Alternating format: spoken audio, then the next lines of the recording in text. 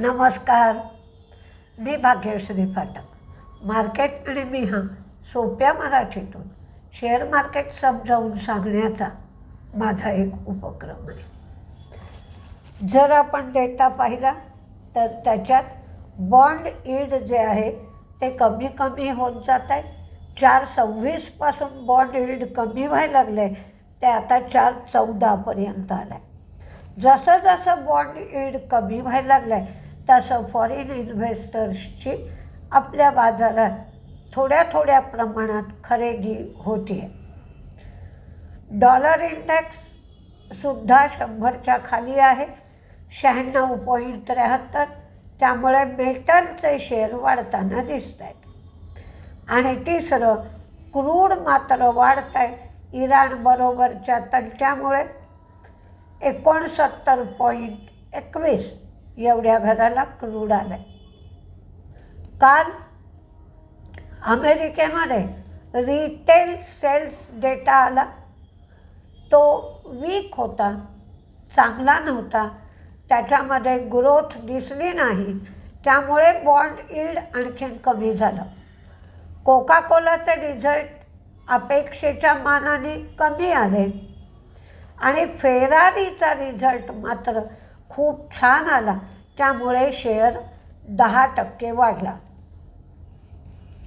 जे अल्ट्रुइस्ट ह्याने टॅक्ससाठी एक नवीन प्लॅटफॉर्म काढलाय, लॉन्च केलाय आणि त्यामुळे काल अमेरिकेमध्ये फायनान्शियल सर्व्हिसेस किंवा ॲसेट मॅनेजमेंट कंपन्यांचे शेअर मंदीत होते. फॉरेन इन्व्हेस्टर्सची खरेदी आहे 69 कोटीची आणि डोमेस्टिक इन्व्हेस्टर्सची खरेदी आहे 1174 कोटीची.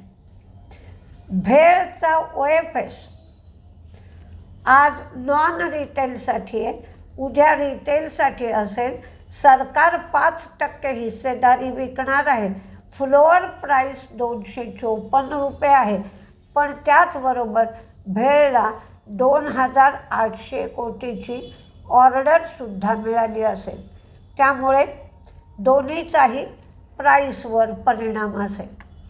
काल मी MSCI इंडेक्सचा अंदाज दिला होता काय होईल, तर आज प्रत्यक्षात जाहीर झालं आहे की AB कॅपिटल, L&T फायनान्स हे 2 शेअर MSCIमध्ये ॲड होतील. IRCTC बाहेर पडेल आणि AUचं मात्र वेटेज वाढेल. हा बदल 27 फेब्रुवारीपासून लागू होईल आणि भारताचं वेटेज 14.1 एवढा असेल. आता काही बातम्या पाहूया. सोना BLW हे हरियाणामध्ये 110 कोटी रुपयाला एस्कॉर्ट्सकडून जमीन घेणार आहेत. Lupin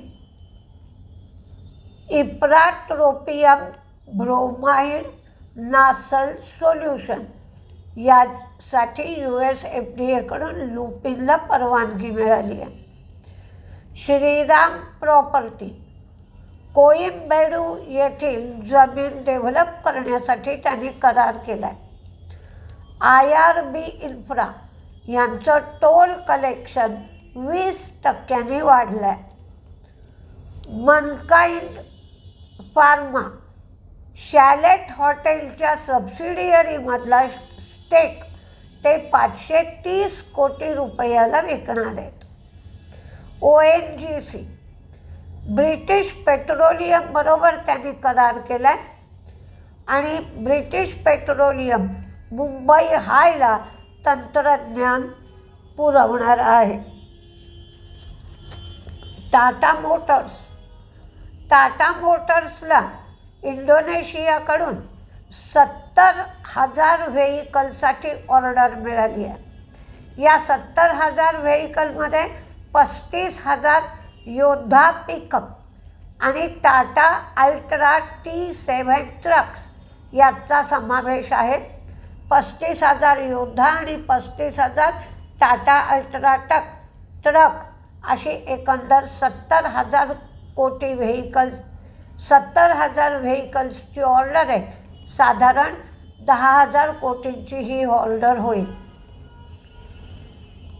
Tata Motors passenger vehicle ही तामिळनाडूमध्ये 9,000 कोटींचा Jaguar Land Rover manufacturing plant Ranipet इथे सुरू करणार आहे.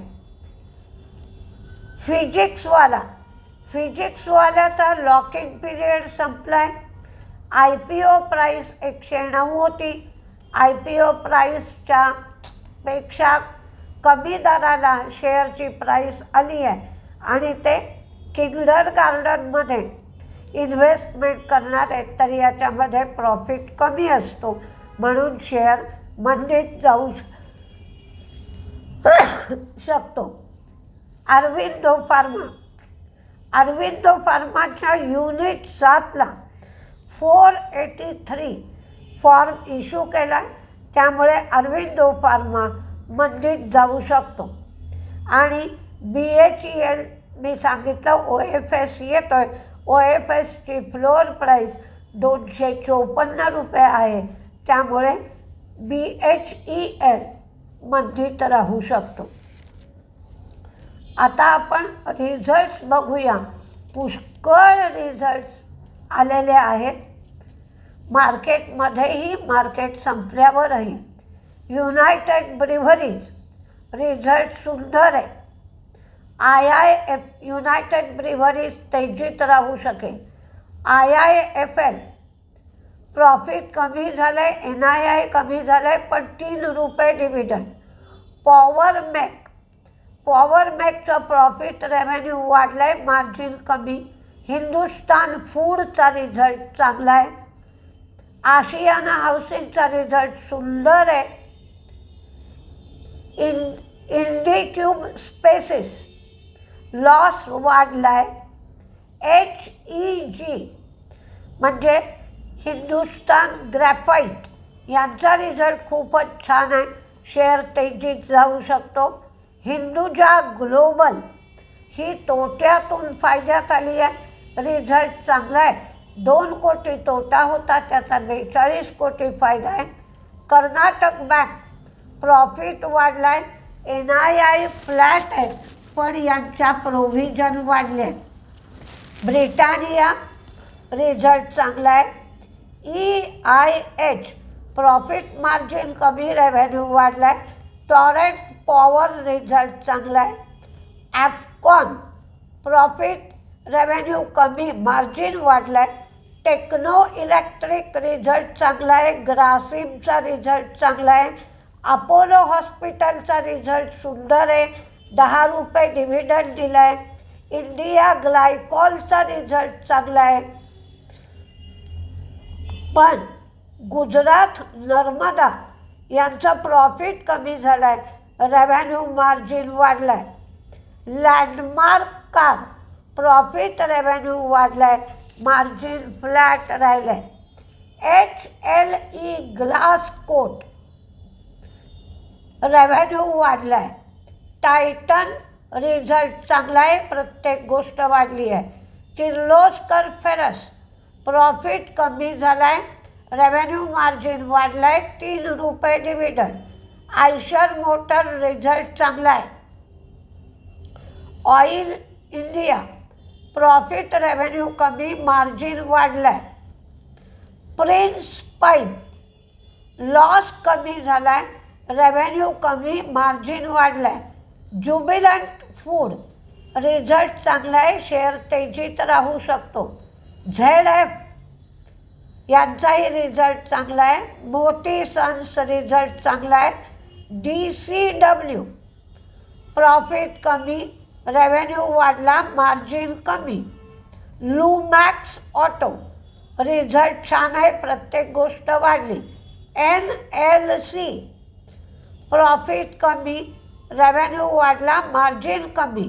बलरामपूर चिनी रिझल्ट चांगला आहे, मार्केटच्या वेळात रिझल्ट आला होता, शेअर वाढलाही होता. एस्कॉर्ट्स कुबुटा रिझल्ट छान आहे.